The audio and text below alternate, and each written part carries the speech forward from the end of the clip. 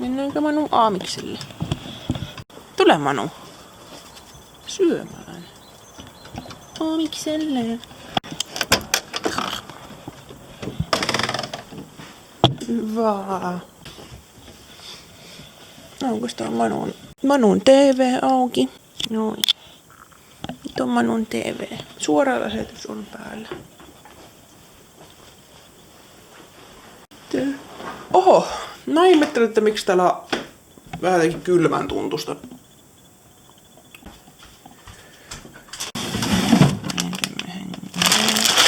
Ei tätä ole.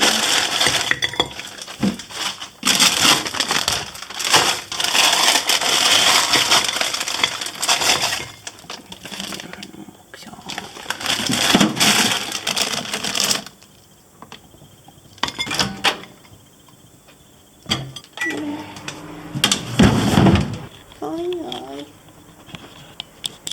Kyllä Manu.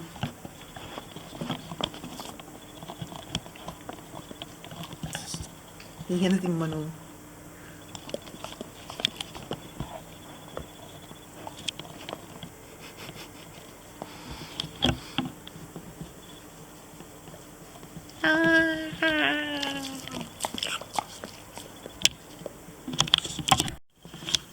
Noin. Ole hyvä. Aika Manu nätisti syö.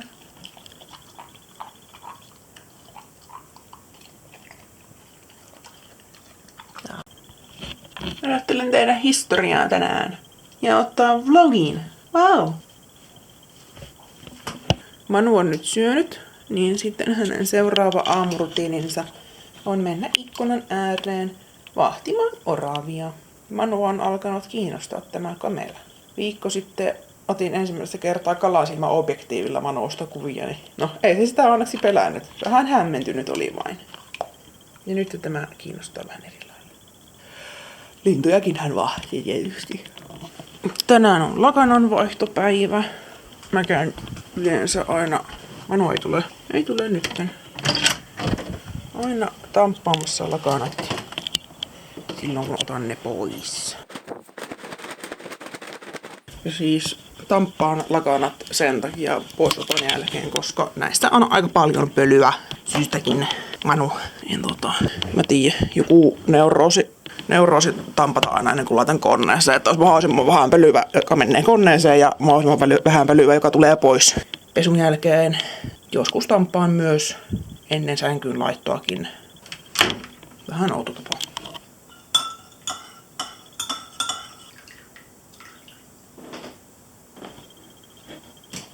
Hampalaksi meillä on kurkumateetä, siksi se on tämän väristä. Siellä on kurkumaa.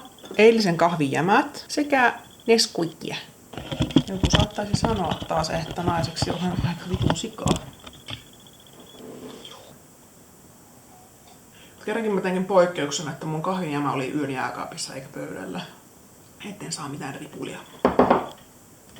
Nesquikista on tullut mun uusi lemppariampola. Mä oon tätä viikon. En tiedä minkä aivopierun sain, kun kävin viime viikolla Prismassa joku päivä ostoksilla siinä vähän. Ja sitten kävelin murohylly ohi ja siellä ensimmäisenä sivussa oli Nesquik muroja. Mä sitten olin silleen, en ole vuosia syönyt Nesquikkeja. Ja mä tykkäsin niistä pienenä ihan sikana. Tai sitten ne Veetos-rinkulat. Sitten mä ajattelin, että nyt mä ostan. No, eihän nää samaa makuisia ole kuin silloin 10 vuotta sitten, mutta oonpahan syönyt. Eli mulla on täällä myös jogurttia ja banaania. En suosittele. Ainakaan sitä jogurttia. Kurkuma teillekin mulla on perustelut. Joskus jostakin luin, että kurkuma auttaa vissiin kehoon jossakin tulehdustiloissa. Niin mä tässä on epätoivosti tätä yrittänyt imeskellä myös päälle viikon. Vähän enemmänkin saisin kyllä imeskellä, koska jostakin syystä X mulla ei toinen takareisi palaudu. Se tuntuu sille, että se olisi revähtänyt kautta revennyt. Vaikka ei ole tapahtunut mitään semmoista tiettyä selkeää hetkeä, että se olisi silleen max. Yleensä reväyksen kuitenkin tuntee, kun se tapahtuu. Siis kun tähän ei koske koko aikaa silleen, että jos mitään järkeä mitään kipulääkkeitä ottaa. Yhden buraana on syönyt. Kun tähän koskee vaan esimerkiksi silloin kun mä kävelen. Siis niin kun jos tää venyy tää lihas yhtään, niin silloin tähän koskee. Tässä on vähän tämmönen tutkimusaika menossa. Että jos tää ei ala tästä johonkin suuntaan tokeilemaan, niin pitää varmaan lääkärissä käydä, koska tässä ei ole mitään järkeä. Ja mä haluan käydä salilla. Tai haluan päästä salille. Saattaa olla tietysti joku ylikuntotilanne on menossa siellä, että se ei sen takia myöskään palaudu. Koska kävin aika paljon tuossa alkuvuodesta salilla ja aika lyhyen väliin rupesin nostamaan. Lyhyessä ajassa siis nostin kovasti painoja.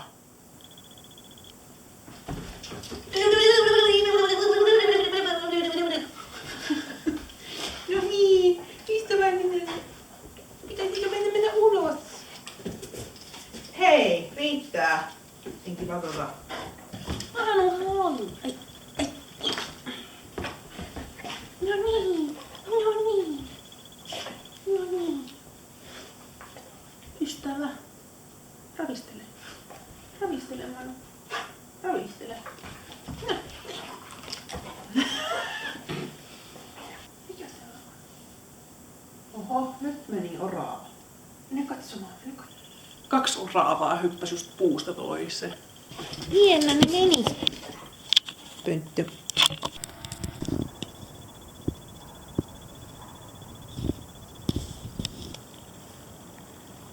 Vähän kiertoreittien kautta. Hyvä. Hienosti. Ei ollut mitään herkkua tällä kertaa. Anteeksi. Oota, mä heitän sen sinulle. Oota. Irti. Katso.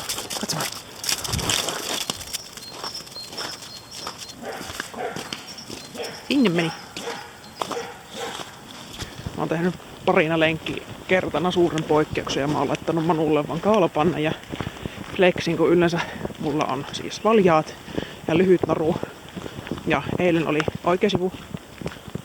Eilen oli ensimmäinen lenkki flexillä melkein vuoteen ja se oli ensimmäinen flexilenkki, joka meni myös hyvin. Tää ei vetänyt ihan päättömänä.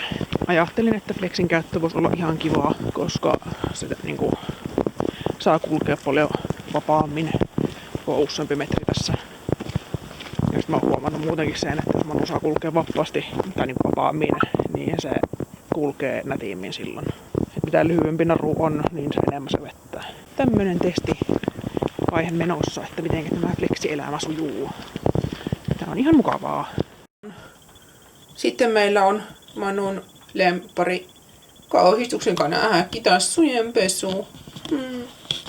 Tassujen pesu on. Manu ei tykkää käydä suihkussa, mutta Manu on hirmu kiltti, kun se tulee niin nätisti suihkuun. Ymmärtää, että sillä ei ole vaihtoehtoja. Hienosti. Tuosta tuli pois. Ei mennä. Noin.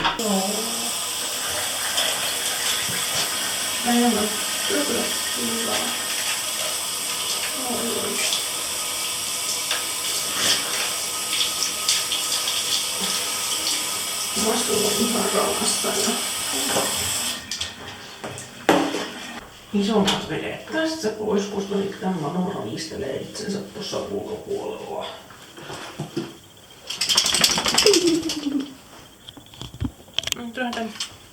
Sitten täytyy vielä kuivata loput.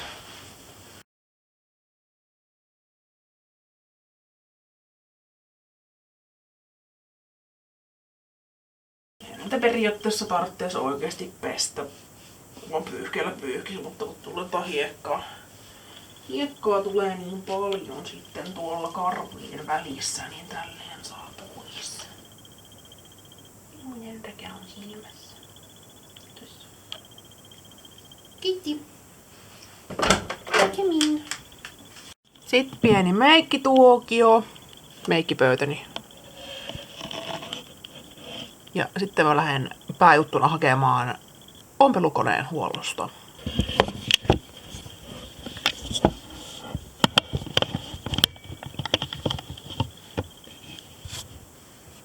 Mä oon ystävällinen apustaja.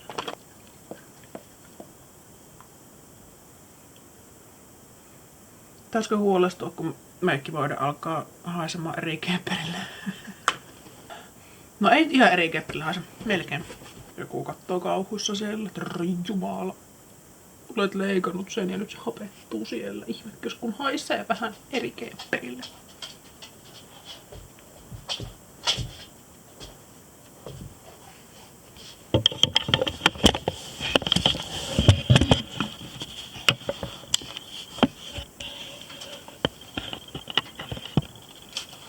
Mitähän Manu touhut siellä?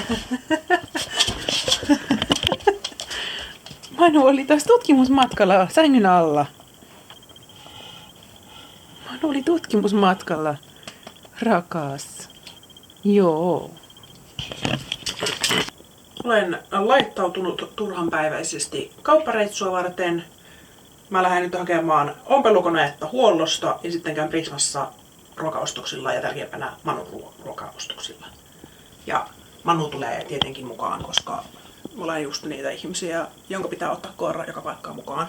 Oikeasti mä ajattelen vaan, että se on Manulle kivaa seikkailu, että se ei vaan tarvitse olla kotona koko päivää, koska niin kun jos voin ottaa sen mukaan, niin miksi ei. Plus siellä ei ole liian kuuma vielä, että ei voisi olla autossa. Lähdetään seikkailulle, ystävä.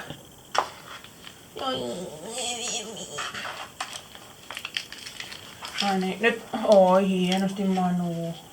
Jostakin syystä X, aina kun laitan hänelle valjaat päälle ja on lähössä, niin mä käyn vasta sen jälkeen vessassa.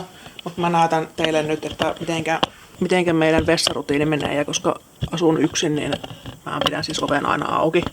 En aina, mutta joskus. Niin jostain syystä X, kun Manulla on valjaat päällä, siis vaan silloin kun sillä on valjaat päällä, niin hän tekee, no vittu hän meni jo itse sinne. Normaalisti menee näin vessaan. Ja hän siis tulee tänne ja istuu siihen. En oo opettanut sitä. En tietenkään opettanut. Olisi vähän outoa, että opettaisin koiran tulemaan vessaan. Mutta siis näin. Hän tulee vessaan istumaan minun kanssani sen aikaa, kun minä olen täällä. Vaan silloin, kun hänellä on valjat päällä. Muuten se ei tule.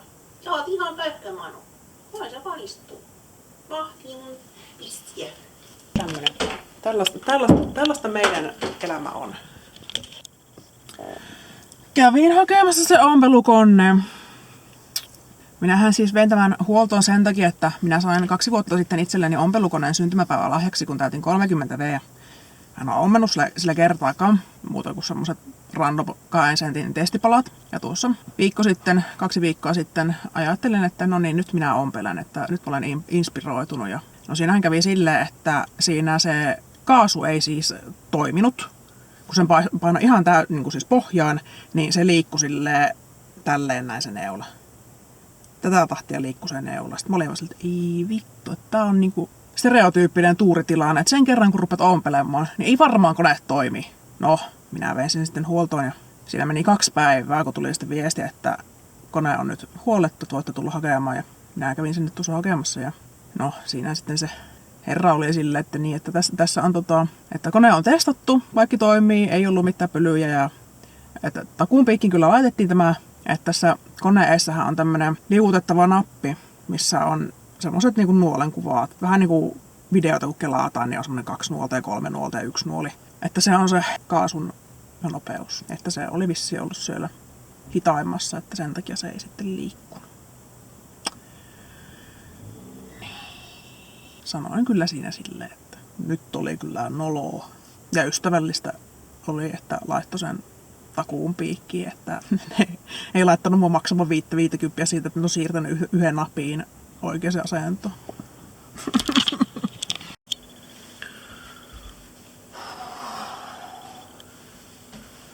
On nimittäin taas pienen ihmisen hermoja koeteltu. Noniin. Mä ajattelen tehdä ostosten esittelypätkän, koska kaikki aina haluaa tietää mitä on ostettu. Mä ostin ihan vitusti kaikkea. Ystävä. Mä en aisti, että mä olen varmaan ihan aivan hermona. Siis oli taas sellainen reissu, kuulkaa, että Manu jos ei olisi ollut kyydissä, niin olisin saattanut miettiä oikeasti 2 kertaa, että ajanko kylkeen vaikka en. Menoa matkalla. Joku villinlännen Range Rover-tyyppi ajaa ihan vituun kovasti kolmioristeykseen, siis sillä on väistövelvollisuus. Ja siis se näyttää siis silleen, että se niin kuin on tulossa sieltä silleen tälleen näin. Jos olisi tullut, niin mä olisin saanut sen kylkeen. No ei onneksi tullut ja hidastin. Refleksin oli vähän sillä, että nyt niin pitää vittua tapahtua, että hidastanko ja näin. No, äsken sitten tuossa Prismalla lähtiessä. No siihen mä en reagoi sille, niin huomasin, mä näin, että mä itse lähdin parkista käännyin tälleen oikealle. Tein semmosen pienen kulman ja sitten siihen, just siihen kun mä tein semmosen pienen U-käännöksen, niin siinä eessä sitten oli yksi auto ja sitten sen eessä oli yksi auto, mikä oli parkkeeramassa, tai siis tulossa pois parkista. Sitten mä näen niin sivukulmalta, että sieltä joku ajaa muiden autojen, parkissa olevien autojen takaa. Tälleen näin lähtee menemään silleen, että meidän tiet yhdistyy. Mä ajattelin sitä, että jos se tulee siltä se auto, niin minä tööttään. Aivan hirveä asia. No, sitten lähden menemään kahden auton perästä, niin sieltä jos se tulee joku mummeli siellä autolla, se vaan niinku jatkaa sitä matkansa sitten, no iski töötin onneksi pohjaan, kerrankin osasi töötätä oikeasta kohdasta. Niin se pysähtyi sitten. Mutta oli kyllä siis, sillä ei edes pää kääntynyt. Näkyy vaan, niinku, siis selkeästi ties, että niinku, sieltä on tulossa joku. Kun töötin kun iskin, niin samaan tien jarrut pohjaan, sit se oli vaikka.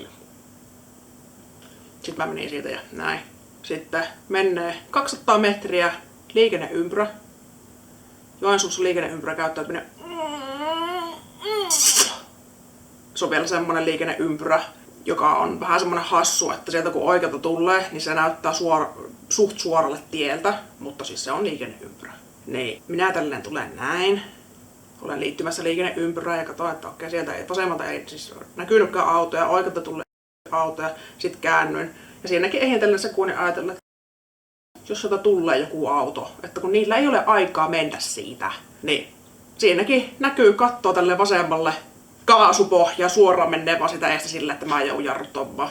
Ja sitten, no en ole vielä hirveän kokenut töötin käyttäjä, niin sitten mä yritin niin sitä keskeltä painaa. Niin sitten oli vaan silleen. Ja sitten ei tööttää vaan silleen, että oli puoli liikenneympyrää mennyt. Mutta oli kyllä just semmoinen, että jos ei olisi ollut manua kyydissä, niin varmaan olisi ollut vaan silleen, että vittu en hidasta, että menen sen kylkeen. Että mä olisin osunut sen, mihinkään kohti mä olisin osunut suunnilleen. Varmaan tökännyt takapuskuri. Pahin Joensuussa ainakin on se, että ihmiset ei käytä vilkkua, kun ne poistuu liikenneympyrästä. Se on ehdoton lemppari. Joo, kyllä minä mieleni taas pahoitin. Mietin äsken tuossa, että onkohan ihmiset kuoriutunut jostakin itse talvikoloista ja lähtenyt ensimmäistä kertaa puoleen vuoteen ajamaan, kun vihdoin on sulat tiet. Vai mikä homma? Vittu raivoa. Mutta joo, nyt mä näytän mitä mä ostin. Takaisin kivaan elämään. Manun ruokaa, liisipaperi, kuku, setsuppi, nuts, maito, porkkana, peruna, manun lihoja, sipsu, lippis, kermamiili, omena, leipä. Se on tosi ystävällinen. Leipä, sipuli, manun herkku, omena, manun herkku. Oi, itse asiassa kuulkaapas nyt tätä. Nyt ystävät, kuulkaas. Vau. Ole hyvä. Oi. Nyt Manulle on seuraavalle puolelle tunnille tuossa hommaa, kun hän etsii sille piilopaikkaa. Suoliksia, timjami, ranch, tomaatti.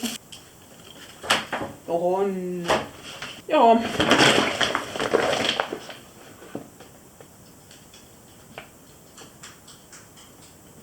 Oli kyllä taas ihan ostosmäärä ja mietin, että 104 €.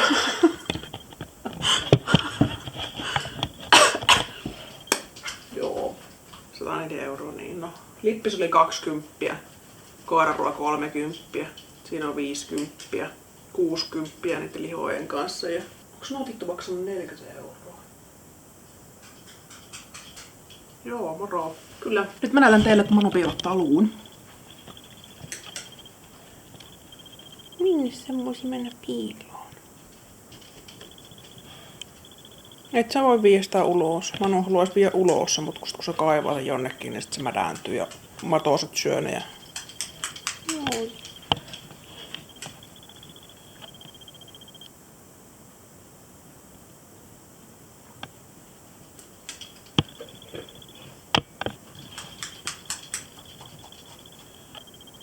Oi rakas, kun et sinä voi mennä ulos. Se menee ihan pilalle se luu.